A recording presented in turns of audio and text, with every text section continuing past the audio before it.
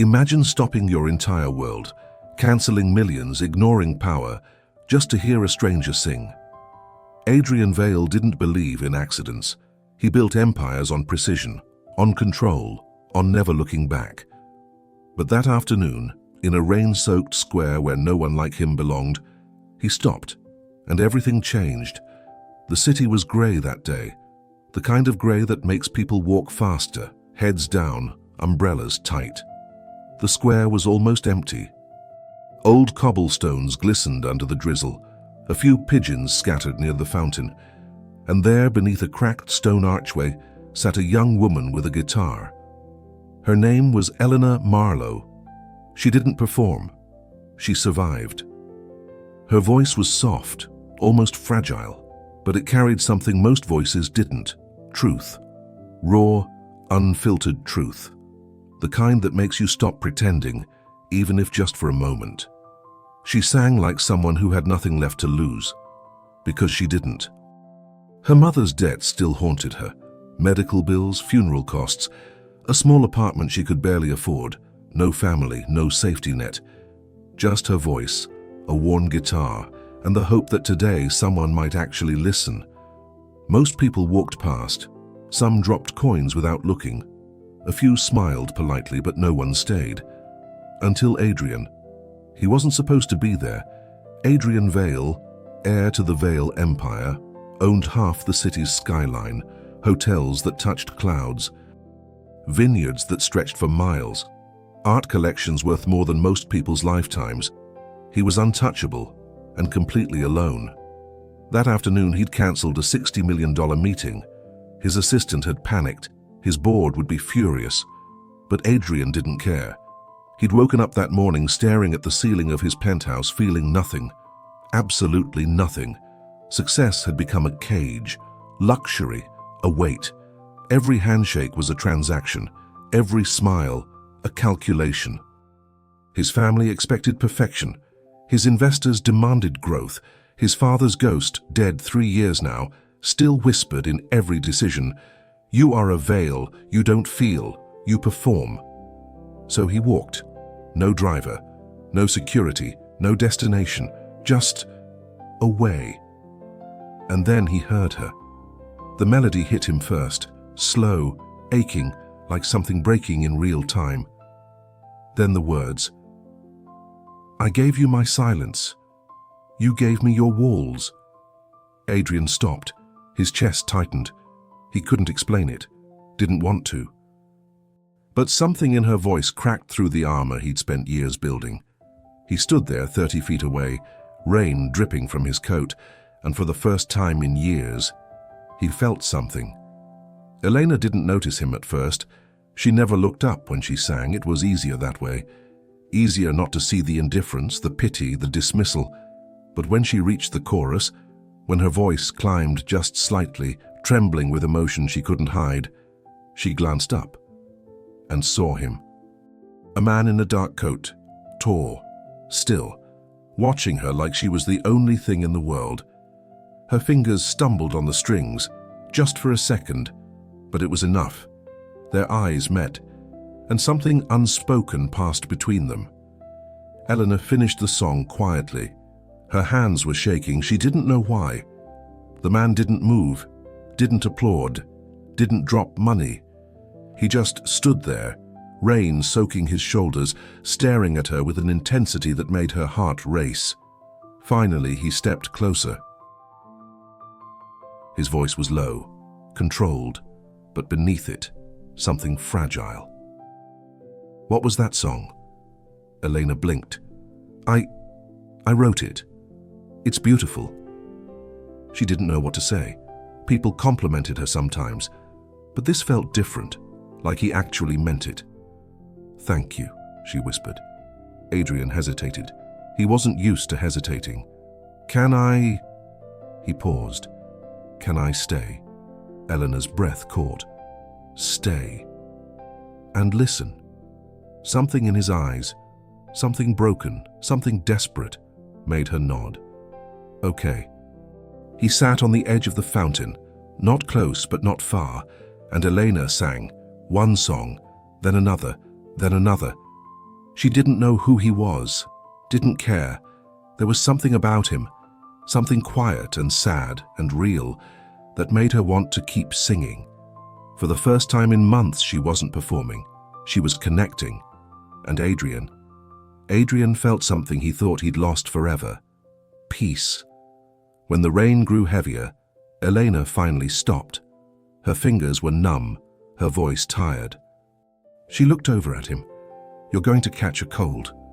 Adrian smiled, small, barely there, but genuine. "So are you." She laughed softly. "I'm used to it." He stood slowly, reached into his coat, pulled out his wallet. Eleanor's chest tightened. Of course, that's all this was. But Adrian didn't hand her money. Instead, he pulled out a single business card. Plain, white, no logo, just a phone number. "If you ever need anything," he said quietly, "call me." Eleanor stared at the card. Why? Adrian looked at her, really looked at her, and for the first time in years he told the truth. "Because you reminded me what it feels like to be human." Then he turned and walked away.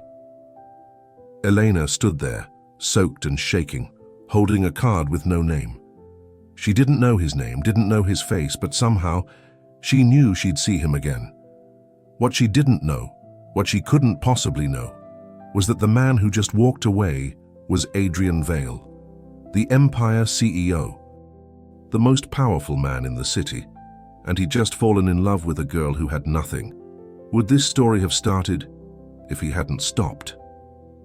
Adrian didn't go home that night. He sat in his car, parked 3 blocks from the square, staring at nothing. His phone buzzed. 15 missed calls, texts from his assistant, his lawyer, his sister. He ignored them all. Because for the first time in years, Adrian Vale wasn't thinking about empires. He was thinking about her.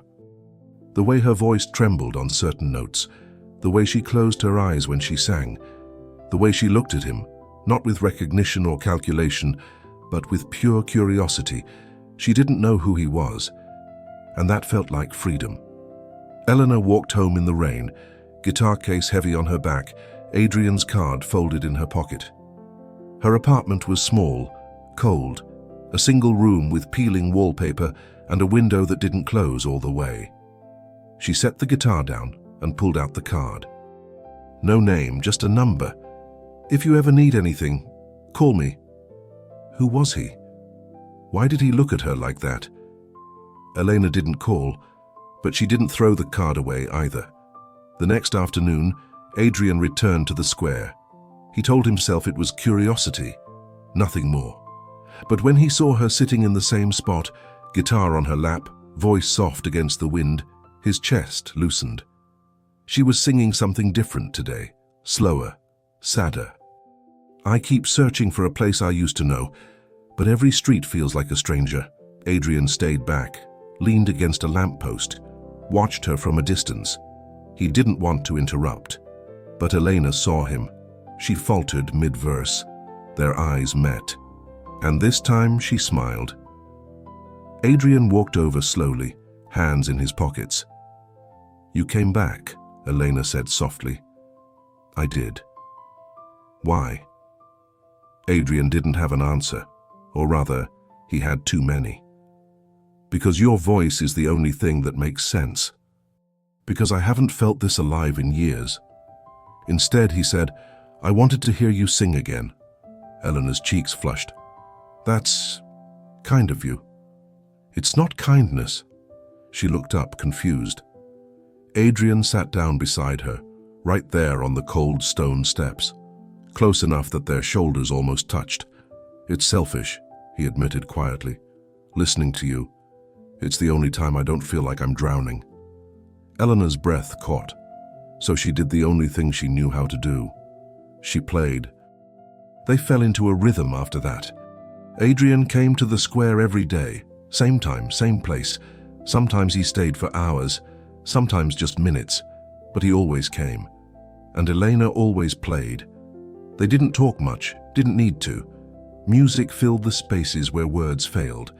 But slowly, carefully, they began to share pieces of themselves.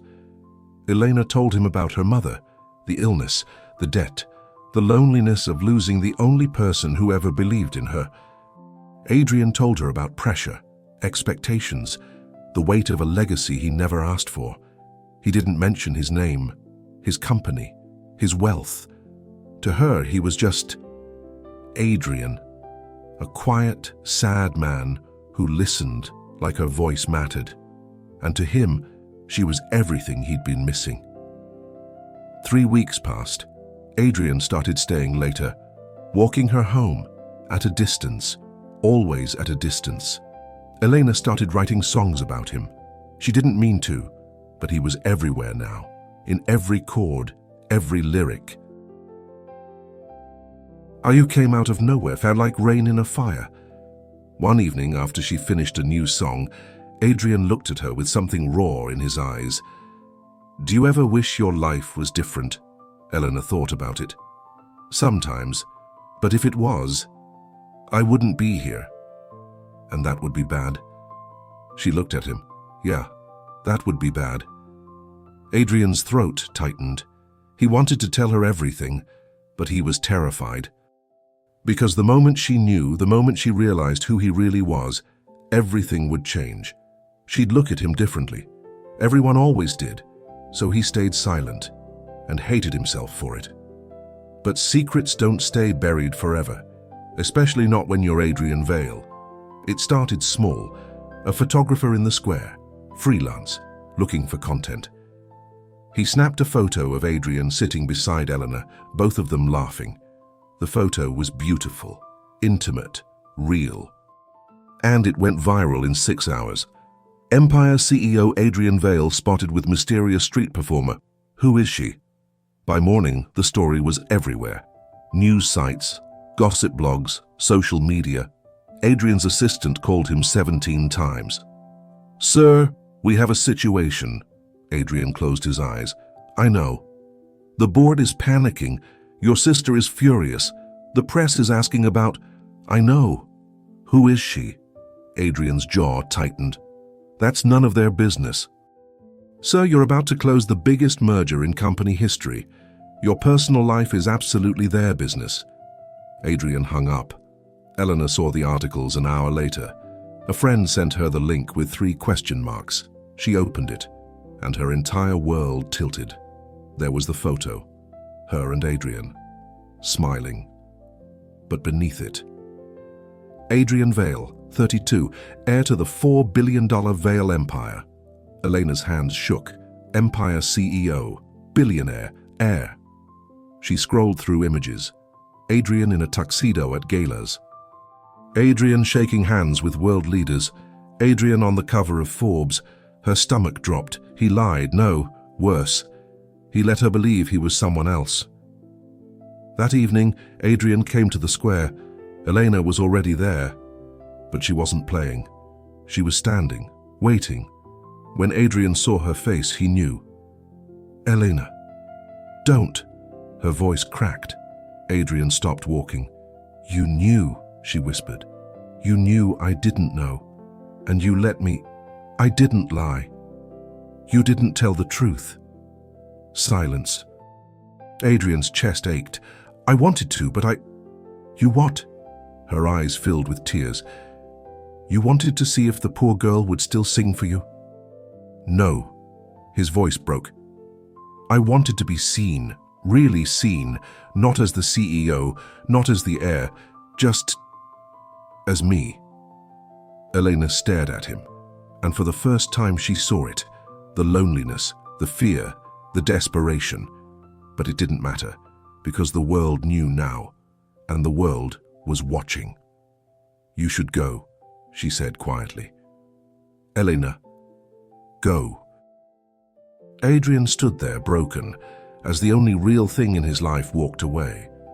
What happens when the truth destroys the only thing that felt real? The headlines didn't stop. They multiplied. Vale Empire heir's secret romance with street singer. From rags to riches, Adrian Vale's mysterious love interest. Who is Elena Marlowe? By the third day, photographers camped outside Elena's building. Reporters knocked on her door. Strangers recognized her on the street. Her phone exploded with messages, some supportive, most cruel. Gold digger. Using him for money. She's not even pretty. Elena stopped going to the square, stopped singing, stopped answering her phone. She sat in her tiny apartment, curtains drawn, feeling like the walls were closing in. The guitar sat untouched in the corner, silent, just like her. Adrian's world was collapsing too, but differently. His sister, Victoria, stormed into his office without knocking. "Are you insane?" Adrian didn't look up from his desk. "Good morning to you too." "Don't." Victoria slammed a tablet down, article after article. "Do you have any idea what you've done? I fell in love. Is that a crime?" "Love?" Victoria laughed bitterly. "You don't even know her. I know her better than I know anyone in this building. She's a street performer, Adrian. No family, no education, debt up to her neck." Victoria leaned in. "The board thinks you've lost your mind. Investors are nervous and Dad's dead." Silence. Victoria's jaw tightened. "His legacy isn't." Adrian finally looked up. His eyes were cold, empty. "Maybe his legacy should die too." Victoria stared at him like he was a stranger. Then she walked out. Adrian tried calling Elena, no answer. He texted, nothing. He drove to her apartment, saw the photographers, the chaos, and he realized what he'd done. He'd destroyed her peace, exposed her to a world that would tear her apart just for existing near him. Adrian sat in his car, hands gripping the steering wheel, and felt something break inside him. What have I done? Elena lasted 5 days before she cracked, not from the press, not from the strangers, but from the silence, the absence of music, the emptiness where Adrian used to be. She hated him for lying, but she missed him more than she thought possible. Late one night, she pulled out his card, stared at the number. Her thumb hovered over the call button. What would I even say? She put the phone down, picked up her guitar instead, and for the first time in days, she played, softly, just for herself. "You gave me a reason, then took it away." The words came pouring out, raw, unfiltered. A song about betrayal, about longing, about loving someone you couldn't trust. When she finished, tears were streaming down her face. She grabbed her phone and texted him. "I wrote something. I don't know if you deserve to hear it, but I needed you to know it exists." She hit send before she could stop herself. Adrian was in a board meeting when his phone buzzed. He ignored it until he saw her name. His heart stopped. He stood abruptly. "Excuse me." "Adrian, we're in the middle of..." He was already out the door. Adrian read her message 17 times. Then he called her. It rang once, twice. "Hello?" Her voice, God, her voice, made his chest ache. "Elena." Silence. Then quietly, "I shouldn't have texted. I'm glad you did." "Are you?" Adrian closed his eyes. "I know you hate me. I know I hurt you, but please, let me see you. Just once. Let me explain." "Explain what? That you lied? That I was terrified?" Elena's breath hitched. "Terrified of what?" "Of losing the only real thing I've ever had." Silence stretched between them. Finally, Elena whispered, "The square. Tomorrow. Dawn. I'll be there." She hung up. Adrian didn't sleep that night. He sat in his penthouse, staring at the city lights, rehearsing what he'd say. But every word felt inadequate. How do you apologize for breaking someone's trust? How do you explain that your entire life has been a performance, and she was the first person who made you feel like you could stop pretending? He didn't have answers, just hope. Eleanor arrived at the square before sunrise. The city was still asleep, the cobblestones cold beneath her feet. She sat on the steps where they first met, guitar on her lap, waiting. And then she saw him. Adrian walked slowly, hands in his pockets, looking more vulnerable than she'd ever seen him. He stopped a few feet away. "Hi." "Hi." Neither of them moved. Finally, Adrian spoke. "I'm sorry." Eleanor looked down. "For lying?" "For being a coward." She looked up, surprised. Adrian stepped closer. "I should have told you who I was, but I was terrified that the moment you knew, you'd see me the way everyone else does, as a name, a fortune, a legacy." His voice cracked. "Not as a person." Eleanor's throat tightened. "You think I care about your money?" "Everyone does." "I don't." Adrian's eyes filled with something raw, desperate. "Then what do you care about?" Eleanor stood, walked toward him, stopped when they were inches apart. "I care that you listened, that you stayed, that you made me feel like my music mattered." Her voice trembled. "But you should have trusted me enough to tell the truth." "I know." "Do you?" Adrian reached out, slowly, carefully, and took her hand. "I've spent my entire life building walls, protecting myself, performing." He looked at her with everything he had. "And then you sang, and every wall I ever built came crashing down." Eleanor's breath caught. "I don't know how to do this," Adrian whispered. "I don't know how to be loved without conditions, but I want to learn." His grip tightened. "If you'll let me." Tears slipped down Elena's cheeks. She wanted to say yes, wanted to forgive him, but fear held her back. "The world is watching us now," she whispered. "They're going to tear us apart." Adrian pulled her closer. "Let them try." Can love survive when the whole world wants it to fail? Elena didn't pull away, but she didn't move closer either. She stood there, trembling, caught between wanting to believe him and knowing how impossible this was. "You say that now," she whispered, "but you don't know what it's like. Being nobody. Being nothing." "You're not nothing. To them I am." Her voice cracked. "I've seen the comments, the articles. They think I'm using you, that I'm trash, that I don't belong anywhere near you."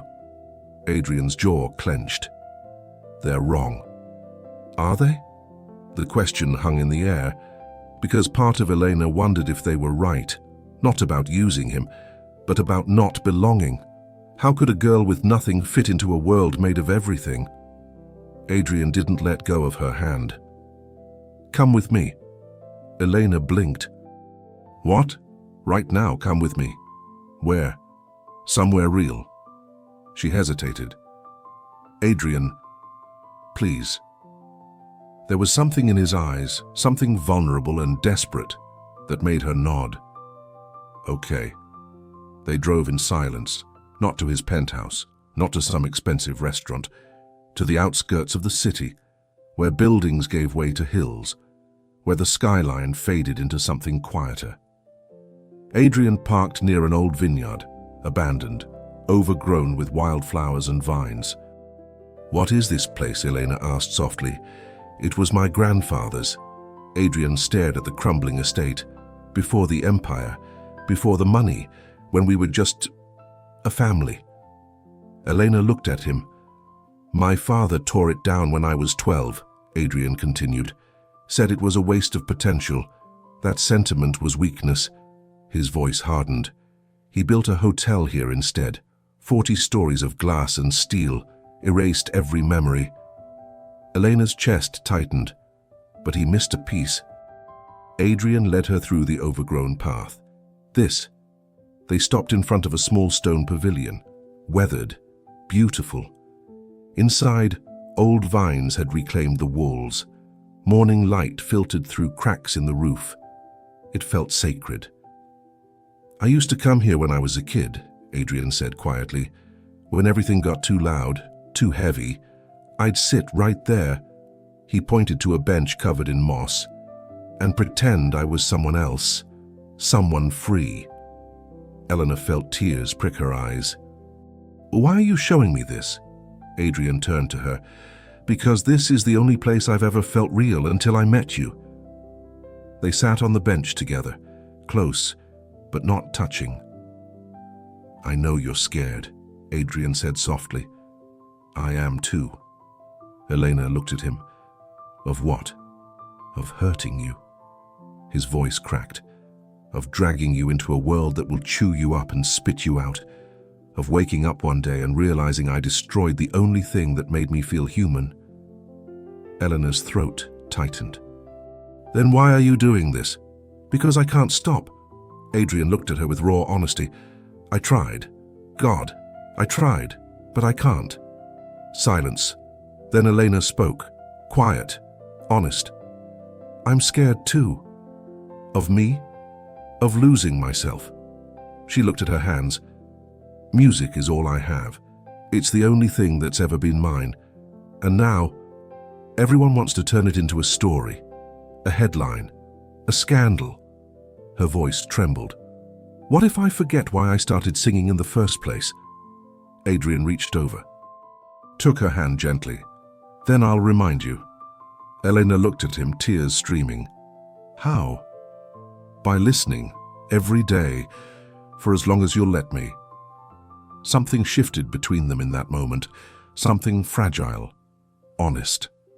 Elena leaned her head on his shoulder, and Adrian wrapped his arm around her. They didn't speak, didn't need to. For the first time since the world found out, they just existed, together. But peace never lasts long when you're Adrian Vale. His phone buzzed, once, twice, 17 times. Finally he looked. His assistant. "Emergency, call me now." His lawyer. "We have a problem." Victoria. "Where are you? The board is furious." Adrian's stomach dropped. "What's wrong?" Elena asked. "I don't know." He called his assistant. "Sir, thank God. Where have you been?" "What happened?" "The merger. The investors pulled out." Adrian's blood went cold. "What?" "They say you're a liability, that your personal life is damaging the brand. They want you to step down as CEO." Silence. "Adrian, are you there?" He hung up. Elena was staring at him. "What is it?" Adrian didn't answer. His entire world was crumbling. Everything his family built, everything he was supposed to protect. And it was because of her. No, because of him. Because he chose love over duty. "I have to go," Adrian said quietly. Elena's chest tightened. "What happened?" "It's complicated." "Then explain it." Adrian looked at her, really looked at her, and saw the fear in her eyes. The fear that he was about to choose his empire over her. "It's not what you think," he whispered. "Then tell me." Adrian stood. "I can't, not yet." "Why not?" "Because I don't know what I'm going to do." Eleanor stood too, panic rising. "Adrian, I'm not leaving you," he said firmly. "But I have to handle this. Please, trust me."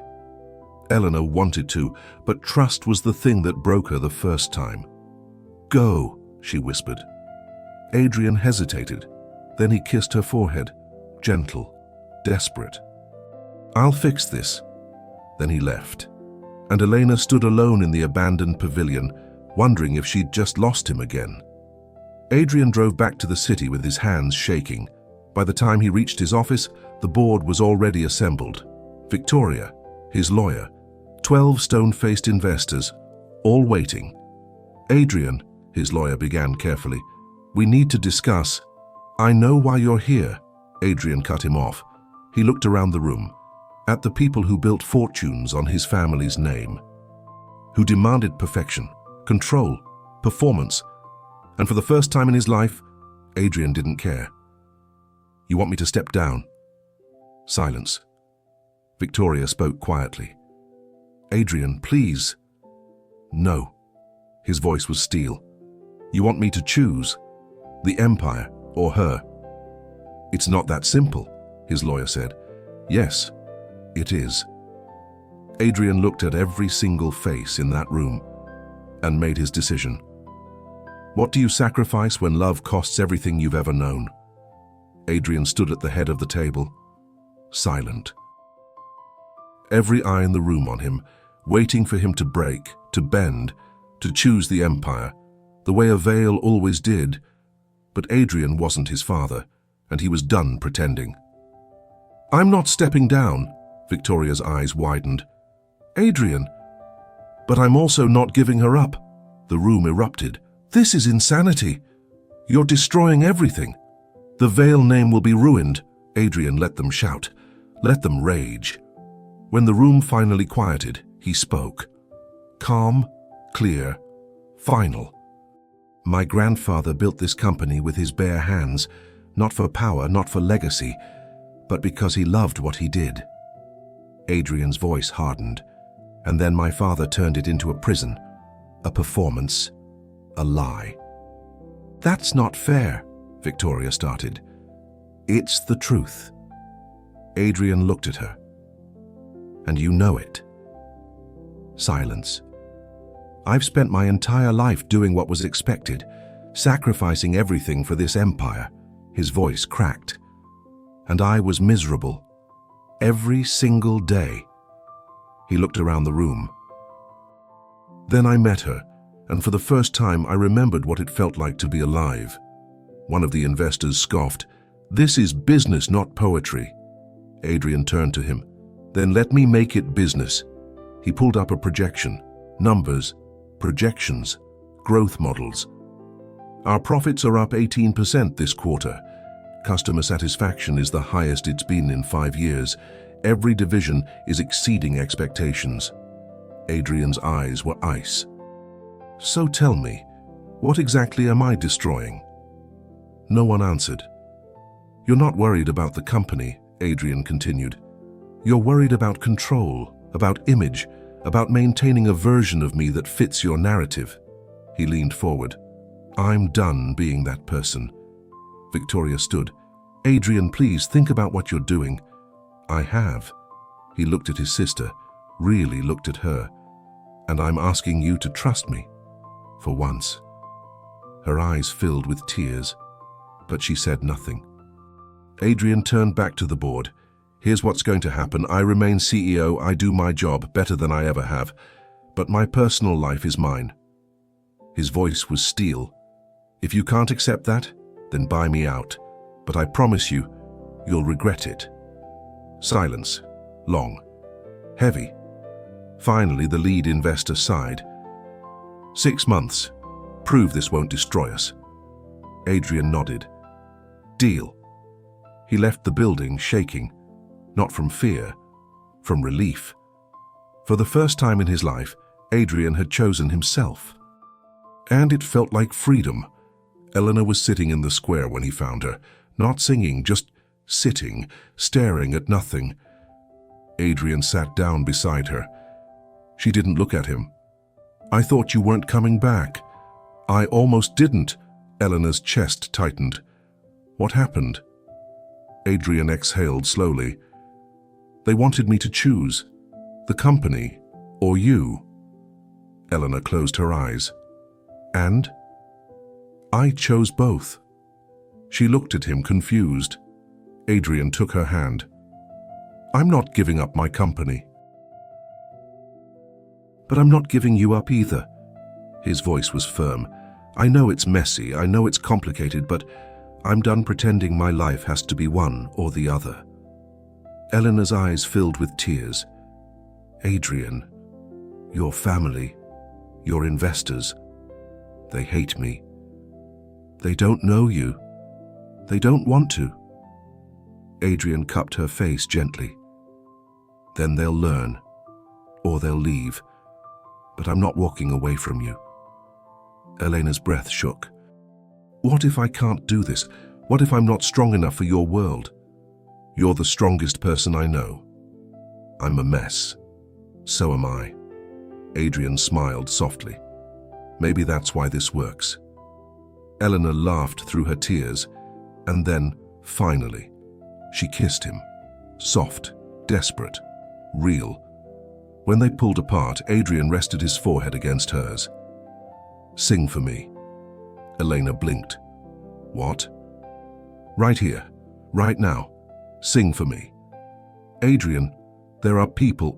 I don't care." Elena looked around. A few strangers were watching, some with phones out. She should have been terrified. But when she looked at Adrian and met the way he was looking at her, the fear dissolved. So she picked up her guitar and sang. Not for the crowd, not for the cameras, for him. "You found me in the ruins and called it home." Her voice cracked with emotion. Adrian's eyes never left hers, and when she finished, he didn't applaud. He just whispered, "Thank you." The video went viral within hours. But this time the comments were different. "This is beautiful. I'm crying. True love exists." Not everyone was kind. Some still hated, still judged.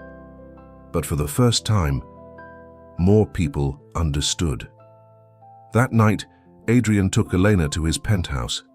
She'd never been inside before. It was enormous, cold, sterile. "This is where you live?" she asked softly. Adrian looked around. "It's where I exist." Elena walked to the window, stared at the city lights. "It's lonely." It was. Adrian came up behind her. "Until now." Elena turned. "What are we doing, Adrian?" "I don't know." He pulled her close. "But I want to figure it out. With you." Elena rested her head on his chest. "I'm scared." "Me too. But you're still here." "So are you." They stood like that for a long time, two broken people, trying to build something whole. The next morning, Elena woke up to sunlight streaming through floor-to-ceiling windows. Adrian was already awake, sitting on the edge of the bed, staring at something on his phone. "What is it?" she asked sleepily. He turned, showed her the screen, a headline. "Adrian Vale announces new initiative, arts funding for underprivileged communities." Elena sat up. "What?" Adrian smiled. "I'm starting a foundation. Music programs, grants for street performers, resources for artists who need support." Elena's eyes filled with tears.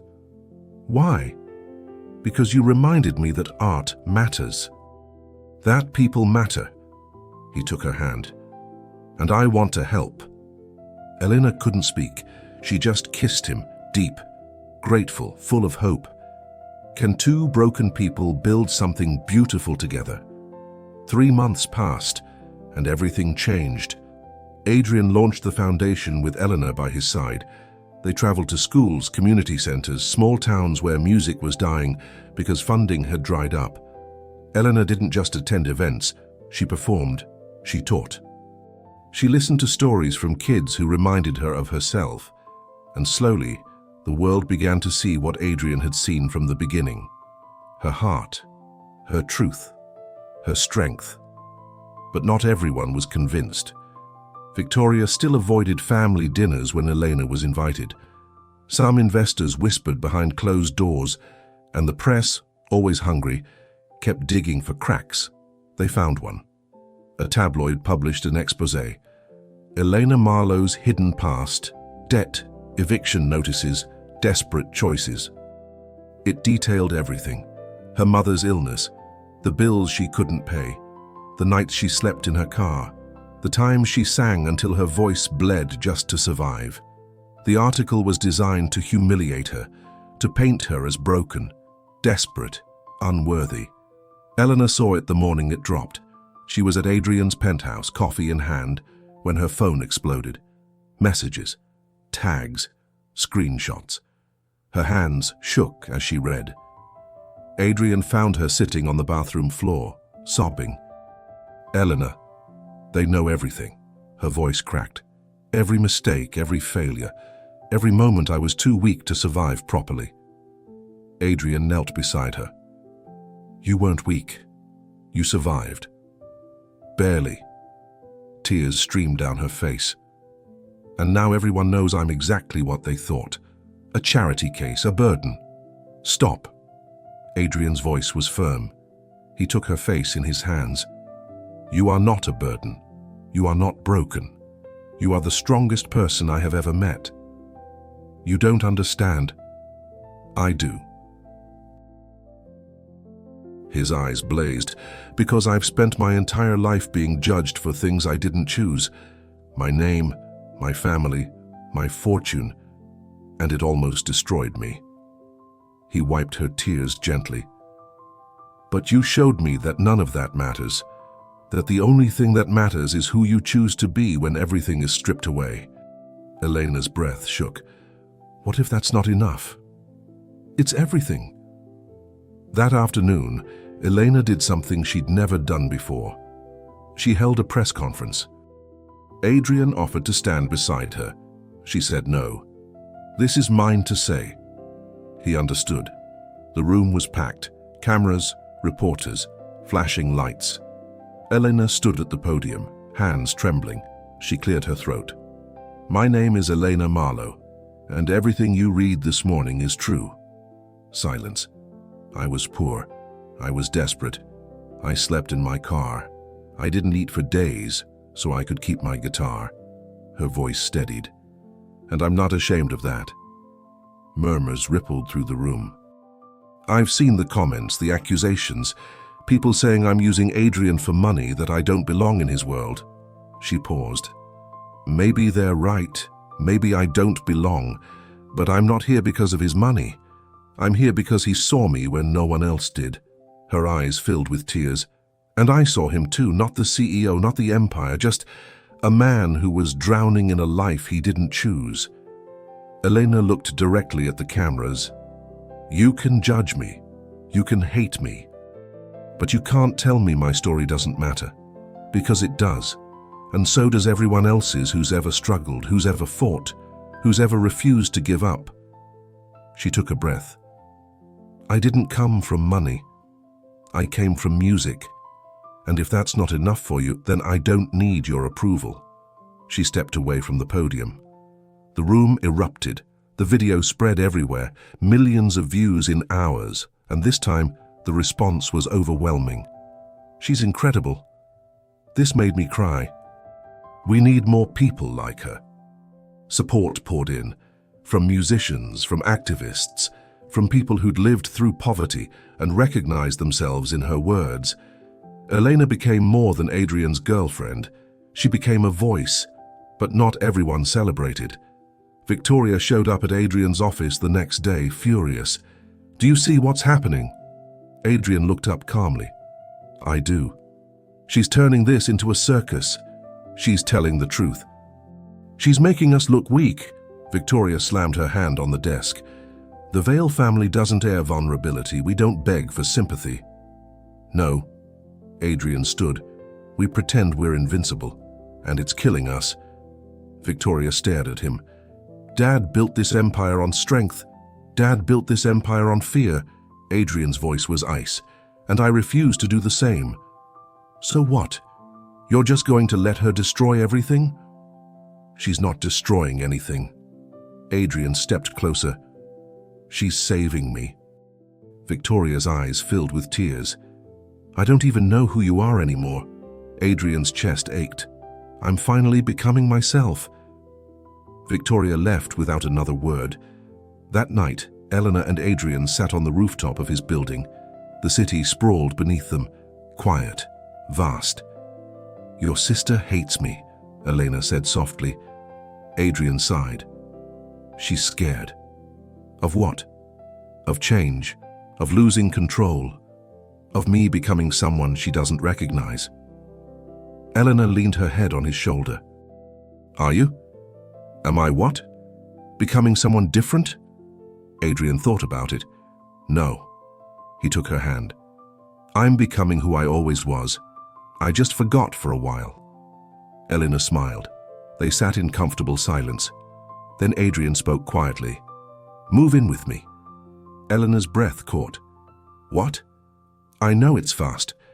I know it's complicated, but I don't want to spend another night without you. Eleanor turned to face him. Adrian. Your world is so different from mine. Then we'll build a new one, together. Helena searched his eyes and saw nothing but truth. Okay, Adrian blinked. Okay? She laughed. Yes, okay. He pulled her into his arms, and for the first time in months, everything felt right. But happiness in their world was fragile, and someone was watching. Someone who didn't want them to succeed. The next morning, Adrian received an anonymous email. No message, just a video file. He opened it, and his blood went cold. It was footage of Elena, from years ago, in a bar, singing.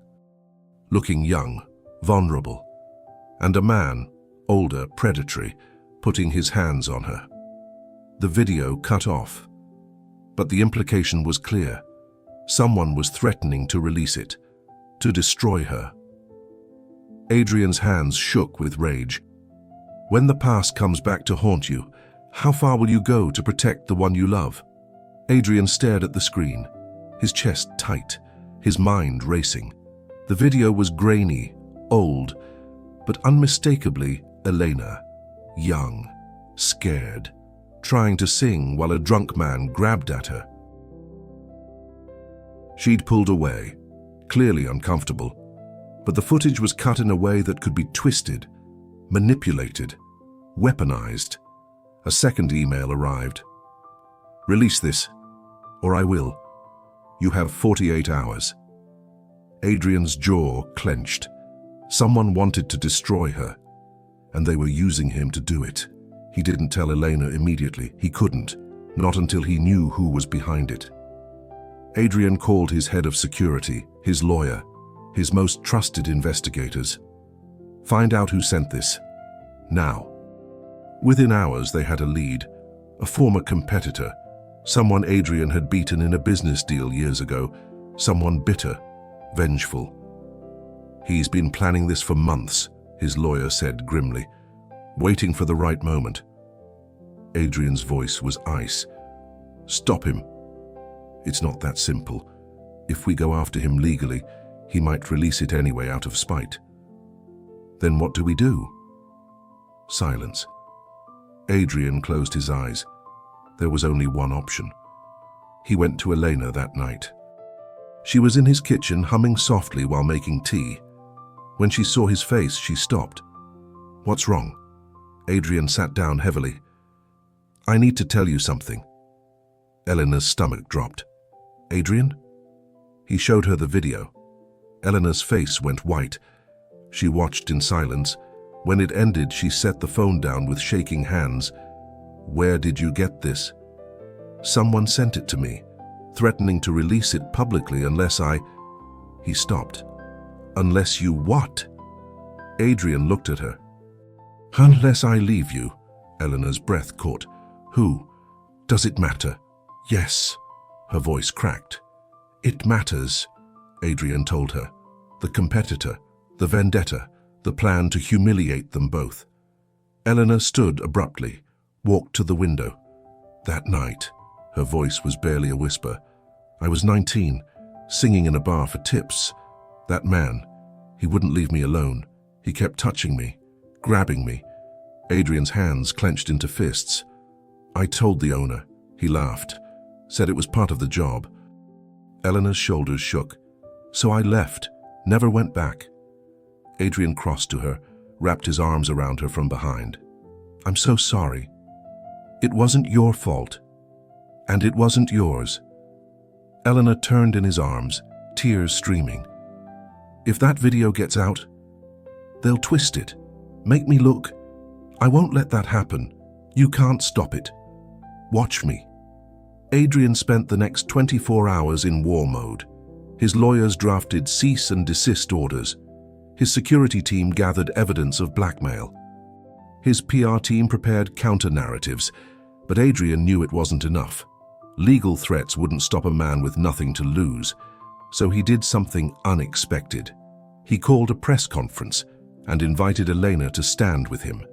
The room was packed again, but this time Adrian spoke first. Thank you for coming, I'll be brief. He looked directly at the cameras. Someone is trying to blackmail me. They have footage of the woman I love, footage from years ago taken without her consent, showing her being harassed. Gasps rippled through the room. They're threatening to release it unless I end my relationship with Elena Marlowe. He paused. I'm here to tell them, and the world, that I won't.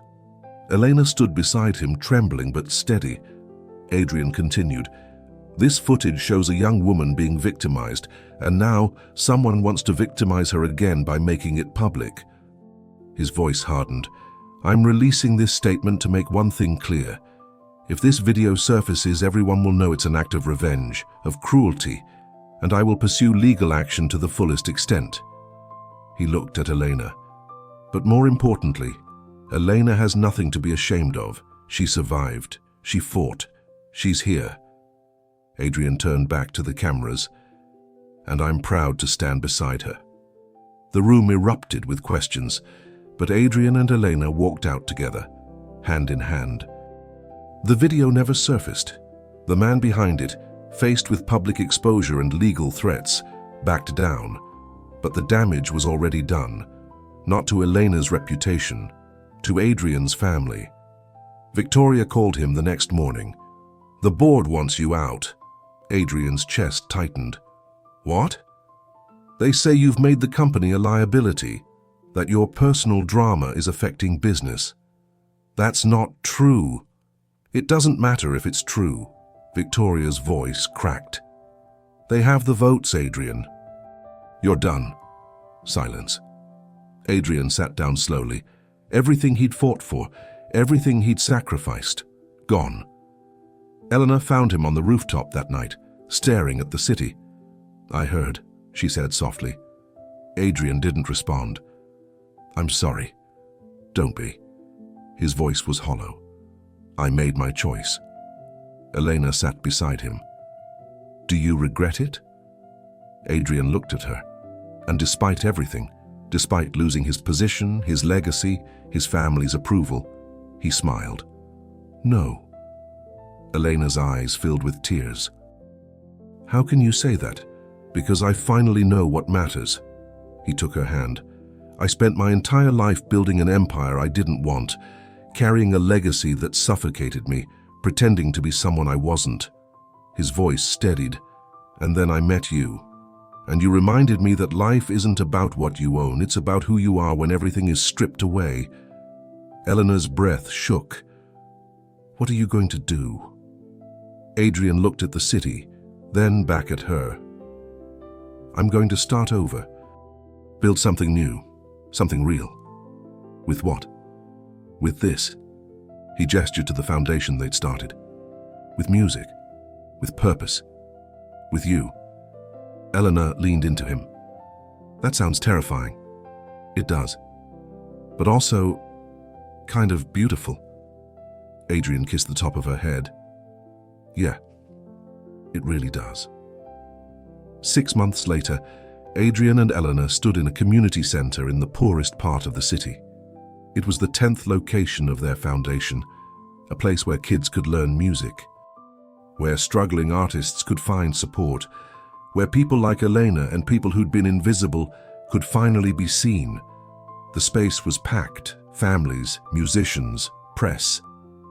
Elena stepped to the microphone and sang, not for fame, not for money, but because music had saved her, and now she wanted to save others.